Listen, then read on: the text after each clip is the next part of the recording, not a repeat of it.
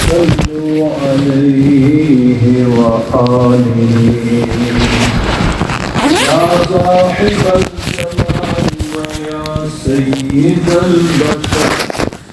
من مدحك لقد نزل القمر لا يمكن الثناء كما كان حقه بعد الخدا بالفطر است مختصر. حضرات محترم، یہ ماہ محرم الحرام کا آخری جمعہ ہے. گزشتہ جمعہ میں نے آپ حضرات کے سامنے فضائل اہل بیت اطہار اور واقعہ کربلا سے متعلق کچھ باتیں عرض کی. آج انشاءاللہ اس کے بارے میں اس کا تتمہ اور آخری چند باتیں اس ضمن میں آپ حضرات کے گوش گزار کی جائیں گی. اللہ تبارک و تعالیٰ نے ارشاد فرمایا وَقَدْ كَانَ فِي قَصَصِهِمْ عِبْرَةٌ لِأُولِي الْأَلْبَابِ. سبحان اللہ. بے شک گزرے ہوئے لوگوں کے واقعات میں عقل والوں کے لیے عبرت کا سامان ہے کہ گزرے ہوئے لوگوں کے واقعات پڑھ کر سن کر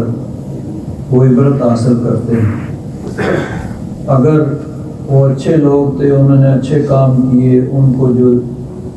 دنیا و آخرت کے انعامات کے بارے میں سن کر انسان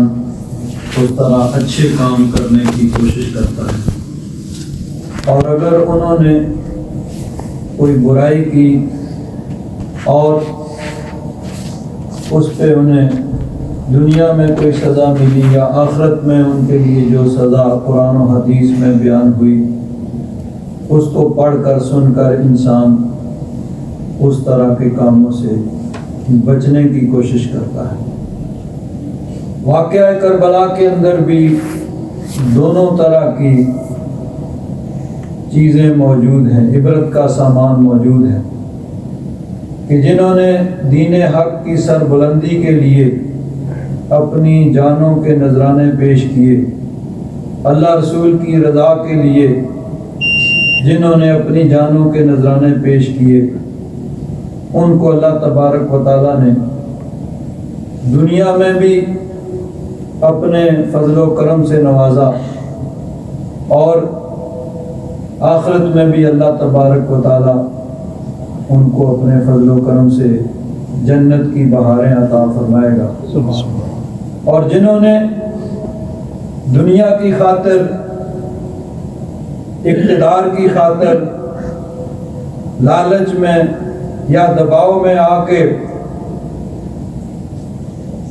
ظلم و ستم کیا، ان کے لیے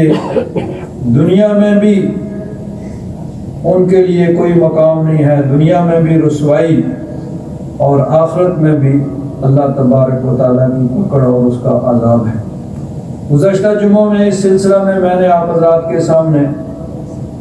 عمر بن سعد کے متعلق بتایا کہ کتنے عظیم باپ کا بیٹا ہے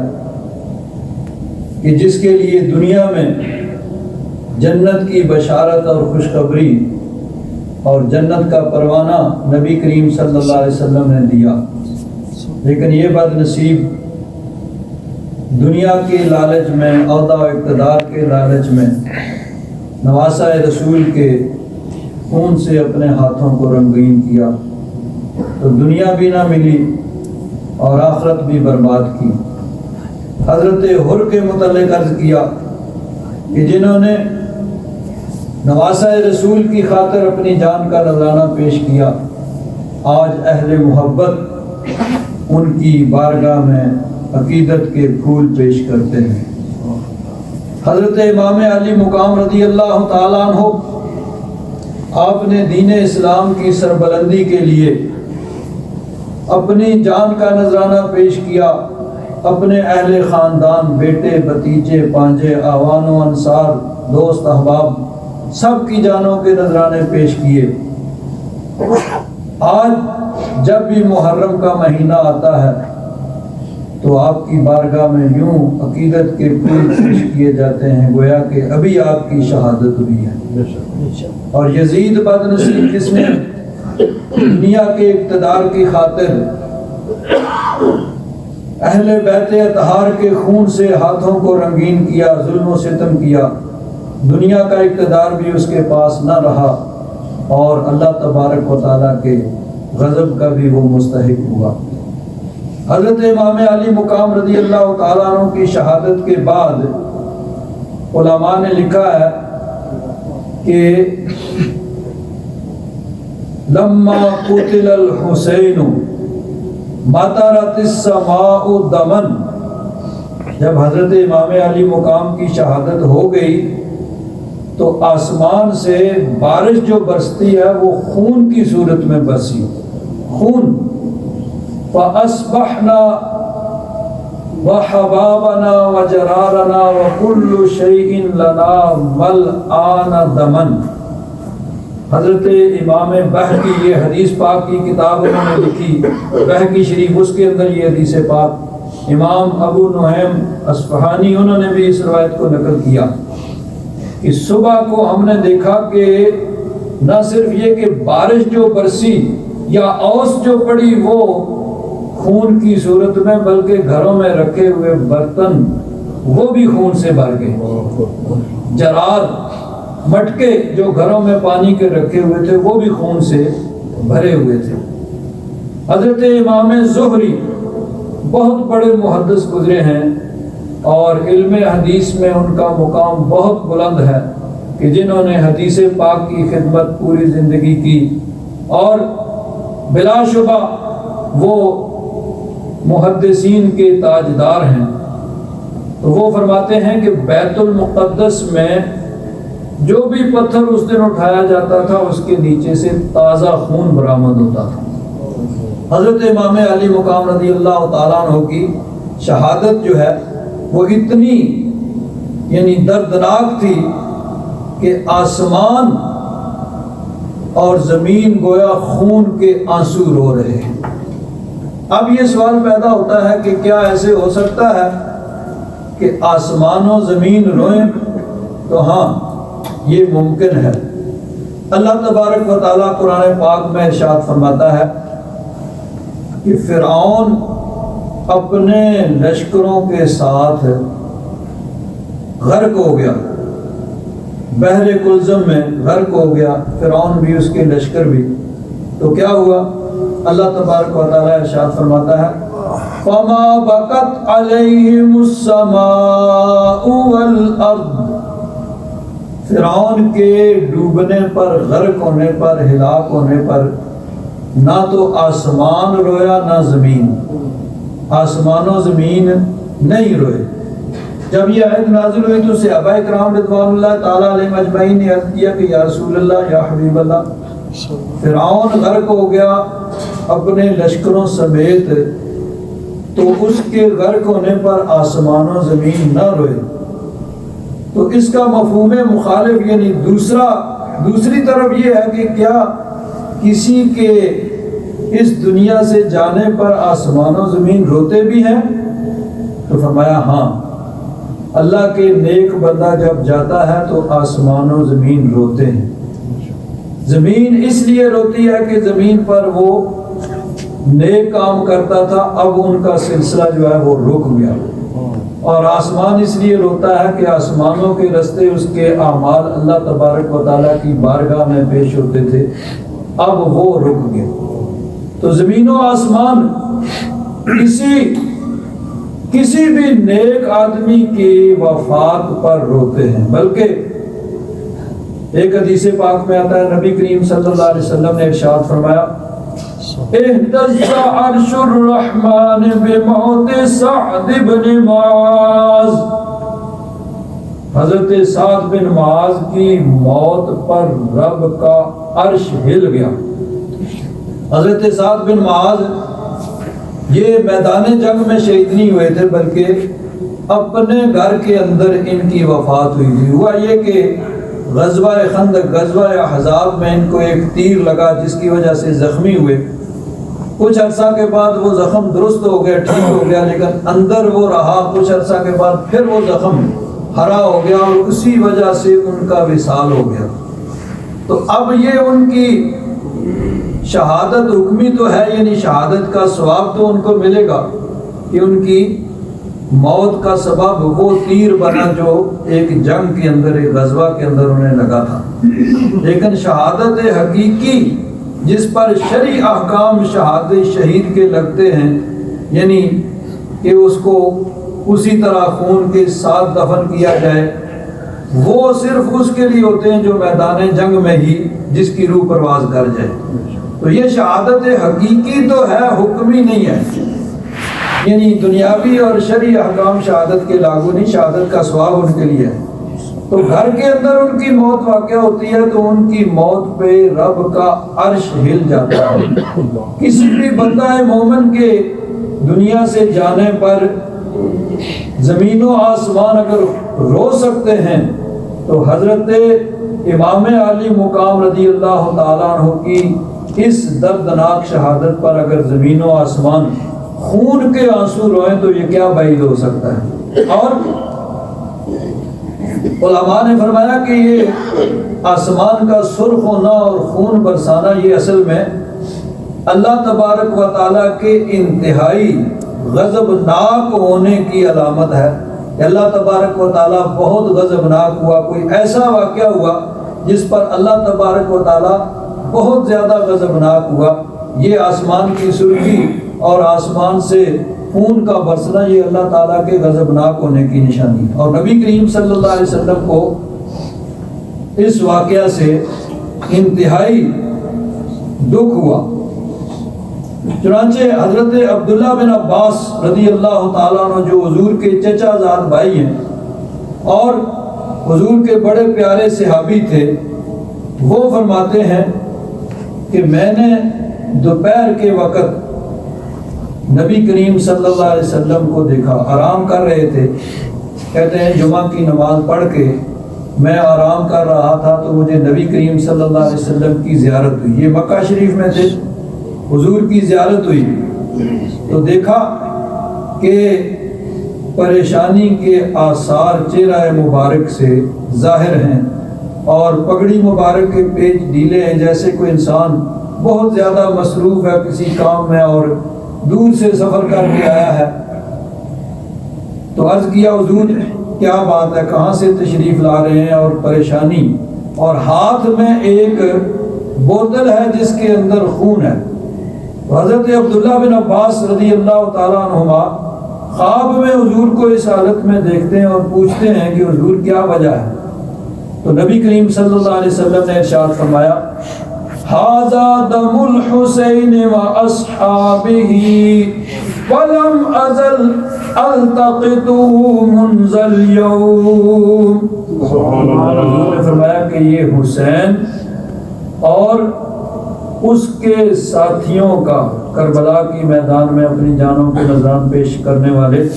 ان کا خون ہے اور آج دن بھر میں اس کو جمع کرتا رہا۔ تو نبی کریم صلی اللہ علیہ وسلم کو حضرت امام علی مقام رضی اللہ تعالیٰ عنہ آپ کی شہادت پر دکھ، لیکن وہ لوگ جو تھے یزید اور اس کے حواری، ان کی آنکھوں پر تو گویا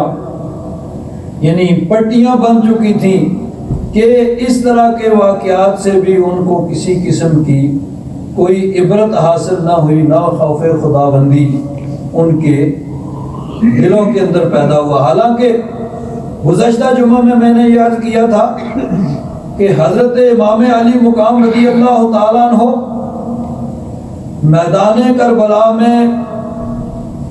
حکمت خداوندی یہ تھی کہ آپ کرامت کا وہاں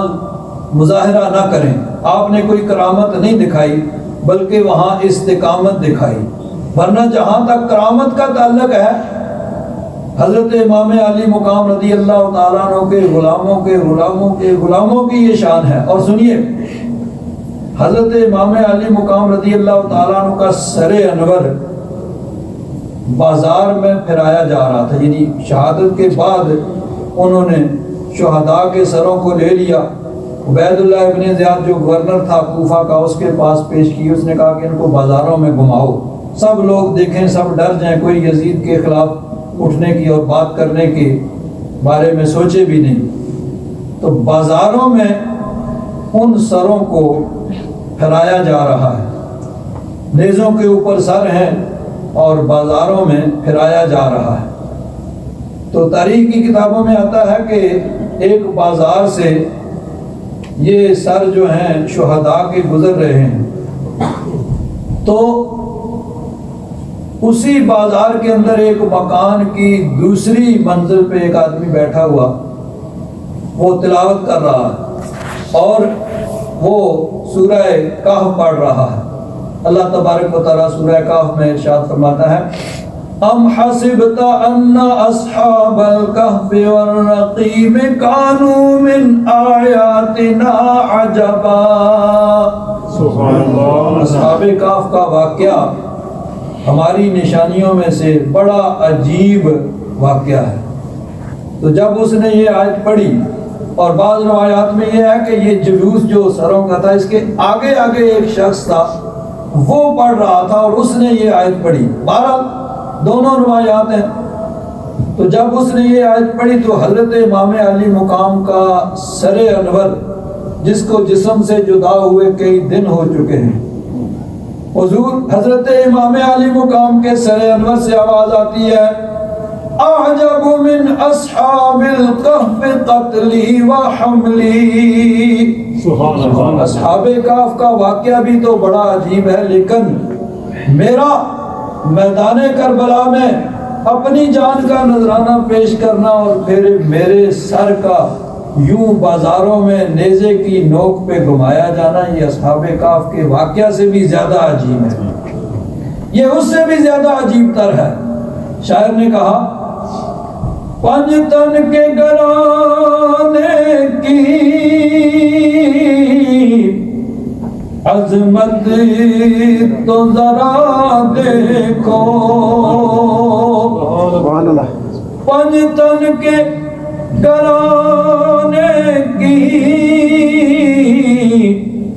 عظمت تو ذرا دیکھو، سر نیزے پہ ہے پھر بھی قرآن سناتے ہیں، سبحان اللہ۔ سر نیزے پہ ہے پھر بھی قرآن سناتے ہیں۔ اور تاریخ کی کتابوں میں ایک اور اس سے بھی عجیب واقعہ لکھا ہوا ہے کہ عبید اللہ ابن زیاد جو کوفہ کا گورنر تھا، اور یزید نے جس کو مقرر کیا تھا اور اس کو یعنی فل اختیار دیا تھا، فری ہینڈ ہوئی، تجھ سے جو بھی ہو سکے، جس طرح بھی ہو سکے، یہ مسئلہ تو نے میرے لیے حل کرنا، اگر حضرت امام علی مقام میری بیعت نہیں کرتے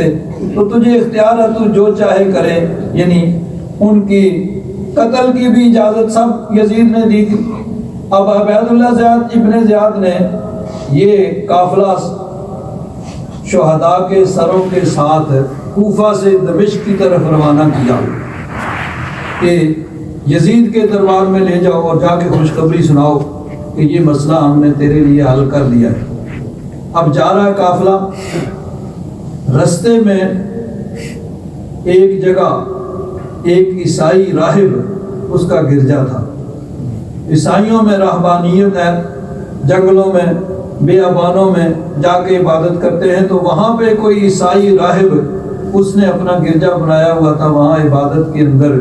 مشغول تھا اور وہ کسی سے ملتا جلتا نہیں تھا۔ اچانک وہ گرجے سے باہر آ گیا، تو جو اس کے خدام تھے انہوں نے عجیب بات دیکھی بھئی، یہ تو کبھی باہر نہیں، کبھی کسی کی بات چیت نہیں کرتا، آج کیا ہوا؟ پوچھا کیا ہوا؟ کہا مجھے ایسے محسوس ہو رہا ہے کہ میرے گرجے کے در و دیوار رو رہے ہیں، کوئی بہت بڑا ظلم ہوا ہے، گرجے کے در و دیوار رو رہے ہیں۔ اچانک کیا دیکھتا ہے کہ ایک قافلہ جا رہا ہے اور کچھ فوجی سپاہی ہیں اور کچھ لوگوں کے انہوں نے سر نیزوں پہ اٹھائے ہوئے ہیں، اور کچھ عورتیں اور بچے قیدی ہیں، ان کو اونٹوں پہ بٹھایا ہوا ہے۔ ان سے پوچھا بھئی تم کون ہو؟ انہوں نے کہا ہم یزید کے سپاہی ہیں۔ سارا انہوں نے کہا یہ ایسے ایسے، یہ حسین ہیں، اور ساتھی ہیں، ان کے سر ہیں۔ تو اس عیسائی راہب نے کہا کہ دیکھو، حضرت عیسیٰ علیہ السلام جس سواری پہ سوار ہوتے تھے وہ گدھا آپ کی سواری تھا، اس سواری کے پاؤں جہاں لگے ہم نے اس پاؤں کے نشان محفوظ رکھے ہوئے ہیں، اور عیسائیت میں اس جگہ کا احترام کیا جاتا ہے کہ ان کی سواری کے پاؤں وہاں لگے ہوئے ہیں۔ تو ہم تو آج سینکڑوں برس گزر کے ان کی سواری کے قدموں کے نشانات کے احترام کرتے ہیں، اور تم نے اپنے نبی کے نواسے کو شہید کر دیا۔ اب ان کا پاس اس کا جواب کوئی نہیں، تو انہوں نے کہا راہب صاحب یہ سرکاری معاملات ہیں، آپ کو ان کا پتہ نہیں ہے، آپ چھوڑیں ان کو۔ اس نے کہا چلو ٹھیک ہے، تم ایسے کرو کہ تم نے کہیں ٹھہرنا تو ہے، یہیں پہ ٹھہر جاؤ، یہاں تمہارے لیے کھانے پینے کا انتظام بھی ہوگا، صبح چلے جانا۔ اور یہ سر جو حضرت امام علی مقام کا ہے، ایک دن کے لیے،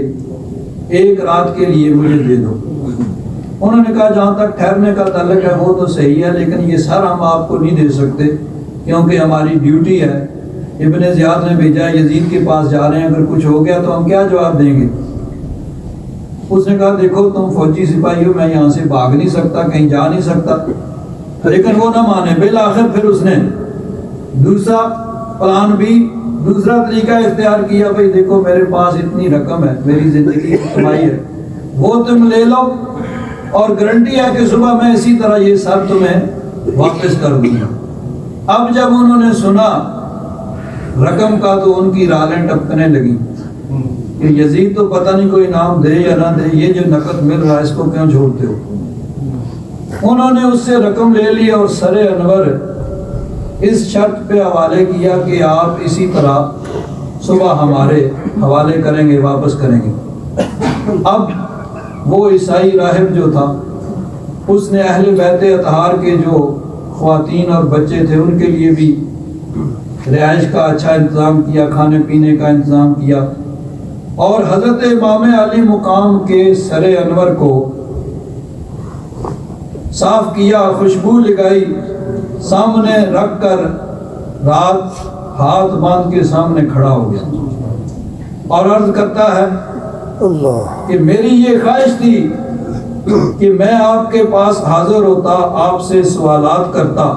بات چیت کرتا، اگر آپ میرے سوالات کی تسلی بخش جواب دیتے تو میں مسلمان ہو جاتا، لیکن آپ کی زیارت ہو رہی ہے، اور کس حال میں زیارت ہو رہی ہے کہ آپ کا جسم پتہ نہیں کہاں ہے اور سر اس وقت میرے سامنے ہے۔ وہ یعنی ادب و احترام سے سر مبارک کے سامنے ہاتھ باندھ کے کھڑا ہے۔ ساری رات وہ ادب کے ساتھ ہاتھ باندھ کے سامنے کھڑا رہا۔ صبح سحری کے وقت حضرت امام علی مقام رضی اللہ تعالیٰ عنہ کے سر انور سے ایک ایسا نور نکلا کہ اس عیسائی راہب کی زبان پہ بے اختیار بلا ساختہ کلمہ شریف جاری، اس نے کلمہ پڑھنا شروع کر دیا اور کلمہ پڑھ کر مسلمان ہو گیا۔ شاعر نے اس سارے واقعہ کو شعروں کے اندر یوں بیان کیا۔ شاعر کہتا ہے سر انور انہوں نے دے دیا اس کو رقم لے کر، وہ جو سپاہی تھے نا فوجی، ان کو رقم دی اور سر انور ایک رات کے لیے اس نے لے لیا۔ سر انور انہوں نے دے دیا اس کو رقم لے کر، دیا راہب نے پہلے غسل پھر خوشبو ملی اس پر، راہب نے اس کو صاف کیا اور صاف کر کے دھو کے اس پہ خوشبو ملی، ادب کے ساتھ بیٹھا اس کو اپنے سامنے رکھا، گزاری رات بھر اس طرح جب وہ دیکھتا روتا، جو نازل ہوتے تھے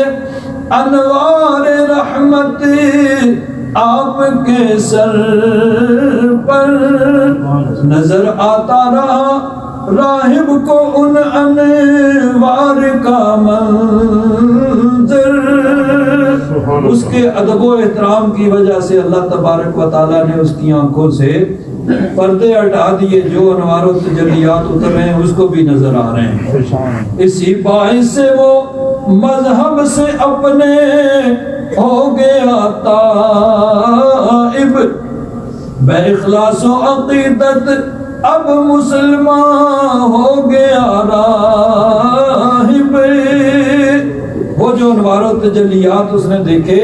اس وجہ سے وہ اپنا عیسائی مذہب چھوڑ کر کلمہ پڑھ کر مسلمان ہو گیا، گویا کہ اس نے کہا تھا کہ میں آپ کے پاس حاضر ہو کر آپ سے بات چیت کر کے مسلمان ہوتا، تو حضرت امام علی مقام نے فرمایا کہ راہب صاحب ہم اس حالت میں بھی آپ کو ایمان کی دولت دے سکتے ہیں، تو حضرت امام علی مقام رضی اللہ تعالیٰ عنہ کے سر انور کا ادب اس نے کیا، تو اس ادب کی وجہ سے اللہ تبارک و تعالیٰ نے اس کو ایمان کی دولت سے مالا مال کیا، لیکن ظالم جو تھے ان کی آنکھوں پہ تو پٹیاں بندھی ہوئی تھی، ان کے لیے کوئی بھی بات جو ہے وہ عبرت کا سامان نہ بنی، اور یاد رکھیں کہ یزید جو تھا، یزید اس نے نہ صرف یہ کہ حضرت امام علی مقام رضی اللہ تعالیٰ عنہ اہل بیت اطہار نواسہ رسول ان کے اہل خاندان اور عوان و انصار سب کو شہید کروایا، اس کے بعد جب یہ خبریں عام ہوئیں، اہل مدینہ کو خبریں ملی، تو مدینہ منورہ کے لوگ جو تھے انہوں نے بھی یزید کی بیعت توڑ دی اور اس کو اپنا حاکم اور خلیفہ ماننے سے انکار کر دیا۔ اب یزید نے ایک بہت بڑا لشکر مدینہ منورہ اور مکہ مکرمہ پر حملہ کرنے کے لیے بھیجا۔ اب یہ لشکر دمشق سے چلا اور مدینہ منورہ پہ حملہ آور ہوا۔ مدینہ منورہ کے لوگ جو تھے انہوں نے تیاری کی ہوئی تھی، لیکن وہ چند لوگ تھے اور یہ لشکر تھا، باقاعدہ فوج تھی، مقابلہ نہیں کر سکتے تھے، اور وہ لوگ جو کچھ شہید ہو گئے، کچھ باہر شہر سے چلے گئے، اور پھر اس یزیدی لشکر نے، اب یہ یاد رکھیں کہ یزید نے اس لشکر کو اس کا جو امیر بنا کے اس نے بھیجا تھا اس کو کہا کہ فَإِذَا ظَهَرْتَ عَلَيْهِمْ فَأَبْحِ الْمَدِينَةَ ثَلَاثًا، جب تو غلبہ پا لے نا وہاں پہ تو پھر 3 دن کے لیے قانون معطل، یعنی اب 3 دن تک کوئی وہاں جو کرے کوئی پکڑ نہیں، 3 دن تک قانون معطل، چاہے کسی کی مال کو لوٹ لے، کسی کی عزت پہ حملہ کرے، کسی قسم کی کوئی رکاوٹ نہیں، کہ قانون ہی معطل ہے۔ تو یزید نے اس امیر لشکر کو یہ کہا، اور پھر انہوں نے وہی کیا، مدینہ منورہ کے اندر انہوں نے وہ ظلم و ستم کیا یزید کے حکم سے کہ جس کو زبان پہ نہیں لایا جا سکتا۔ حالانکہ دیکھیے حدیث پاک میں آتا ہے، نبی کریم صلی اللہ علیہ وسلم نے ارشاد فرمایا من اخاف اہل المدینۃ ظلما اخافہ اللہ تعالی، جس نے اہل مدینہ کو ڈرایا، یہ نہیں جو یزید کے حکم سے یزید کے لشکر نے کیا، صرف ڈرانے کی بات، کہ جس نے ڈرایا اخافہ اللہ تعالی، اللہ تبارک و تعالی آخرت میں اس پر خوف سوار کرے گا۔ وعلیہ لعنت اللہ والملائکۃ والناس اجمعین، سبحان اللہ۔ اور جو اہل مدینہ کو ڈرائے گا اس پر اللہ تبارک و تعالیٰ کی لعنت، فرشتوں کی اور سب لوگوں کی۔ لا يقبل اللہ منہ یوم القیامت صرفا ولا عدلا، اور فرمایا کہ بروز قیامت نہ تو اس کا کوئی فرض قبول ہوگا نہ نفل قبول ہوگا۔ تو جو صرف ڈرائے اس کی یہ سزا ہے، اور جس نے اس طرح، حتیٰ کہ روایات میں آتا ہے کہ ان لوگوں نے مسجد نبوی شریف کے اندر گھوڑے باندھ دیے، جنہوں نے مسجد نبوی شریف میں گندگی پھیلائی۔ 3 دن تک مسجد نبوی شریف میں نہ اذان ہوئی نہ جماعت ہوئی۔ تو یہ کام سب کا سب یزید کے حکم سے ہو رہا ہے۔ پھر اس کے بعد یہی لشکر مکہ مکرمہ پر حملہ آور ہوا، وہاں حضرت عبداللہ بن زبیر تھے، وہاں پر بھی انہوں نے محاصرہ کیا اور بیت اللہ شریف پر منجنیق کے ساتھ دور سے سنگ باری کی، بیت اللہ شریف کی عمارت کو نقصان پہنچا، پتھروں کے ٹکرانے سے آگ لگی اور بیت اللہ شریف کا غلاف جو ہے وہ جل گیا۔ یہ سب کچھ یزید کے حکم سے ہو رہا ہے، اور جس اقتدار کے لیے وہ یہ سب کچھ کر رہا ہے اس کا کیا ہوا؟ اس کے لشکر نے جب مکہ مکرمہ کا محاصرہ کیا ہوا تھا تو ادھر سے خبر آئی کہ یزید تو مر گیا ہے۔ یزید یعنی اس کے مرنے کی خبر لشکر والوں کو اس وقت ملی۔ ظاہر بات ہے وہ یعنی اس وقت خبر ایسے تو نہیں پہنچتی تھی، کتنے دنوں کے بعد دمشق سے یہ پہنچی ہوگی، لیکن بہرحال وہ محاصرہ کیے ہوئے بیٹھے ہیں اور وہاں خبر پہنچی ہے۔ اور یہ یزید، اس کے بارے میں کہا جاتا ہے کہ یہ واقعہ کربلا کے یعنی 2-3 سال تک ہی رہا، اور اس عرصہ میں اس کو ایسی ایک موذی خطرناک مرض لاحق ہو گئی کہ کوئی آدمی اس کے قریب نہیں جاتا تھا، کوئی آدمی اس کے قریب نہیں جاتا تھا، اور ذلت و رسوائی کے ساتھ یہ دنیا سے گیا۔ تو جس اقتدار کی خاطر اس نے یہ سب کچھ کیا، اہل بیت اطہار کے خون سے اپنے ہاتھوں کو رنگا،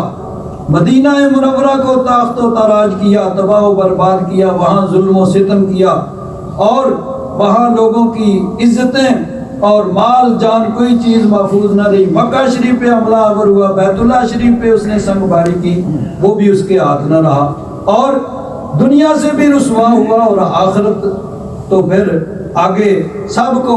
یعنی حساب دینا ہے، اور جنہوں نے ظلم کیا ہے اس ظلم کا حساب آگے چل کے دینا پڑے گا۔ تو جس اقتدار کی خاطر اس نے سب کچھ کیا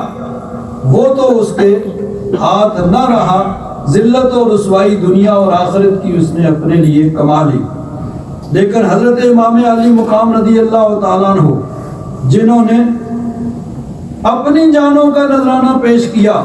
اب بظاہر یزید کامیاب ہوا اور حضرت امام علی مقام ناکام ہوئے، کہ حضرت امام علی مقام تو شہید ہو گئے اور یزید کامیاب ہو گیا ان کو قتل کروانے میں۔ لیکن حقیقت یہ ہے کہ یزید نے ایسی شکست کھائی ہے کہ ایسی شکست کسی نے نہ کھائی ہوگی، اور حضرت امام علی مقام رضی اللہ تعالیٰ عنہ نے وہ کامیابی حاصل کی ہے کہ تاریخ اس کی مثال بھی پیش نہیں کر سکتی، کہ حضرت امام علی مقام رضی اللہ تعالیٰ عنہ آج بھی زندہ ہے۔ آج کوئی یزید کا نام لینے والا نہیں، اگر کوئی اس کا حامی ہے بھی تو اپنے بیٹے کا نام یزید نہیں رکھے گا۔ کچھ لوگ حامی ہیں لیکن اندر خانے ظاہر وہ بھی نہیں کرتے، اور حضرت امام علی مقام رضی اللہ تعالیٰ عنہ آپ کا یعنی نام کا شہرہ اور آپ کی عقیدت مند آج بھی لاکھوں کروڑوں دنیا میں ہے، اور تا قیام قیامت یہ سلسلہ اسی طرح قائم و دائم رہے گا۔ شاعر نے کہا نہ یزید کی وہ جفا رہی، نہ زیاد کا وہ ستم رہا، جو رہا تو نام حسین کا جسے زندہ رکھتی ہے کربلا۔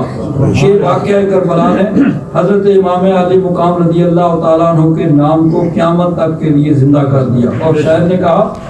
قتل حسین اصل میں مرگ یزید ہے، بظاہر حضرت امام علی مقام رضی اللہ تعالیٰ عنہ کرتے ہوئے، لیکن اصل میں یہ یزید کی موت ہے کہ اس نے اپنے لیے یعنی قیامت تک کے لیے اور پھر آخرت میں اپنے لیے رب کی رحمت سے دوری جو ہے وہ مول لے لی۔ قتل حسین اصل میں مرگ یزید ہے، اسلام زندہ ہوتا ہے ہر کربلا کے بعد، اسلام زندہ ہوتا ہے ہر کربلا کے بعد۔ اللہ تبارک و تعالیٰ ان کے مزارات پہ اپنی کروڑوں رحمتوں کا نزول فرمائے، اور ان کے صدقے میں اللہ تبارک و تعالیٰ ہماری بھی مغفرت فرمائے۔ آخر دعوانا الحمدللہ۔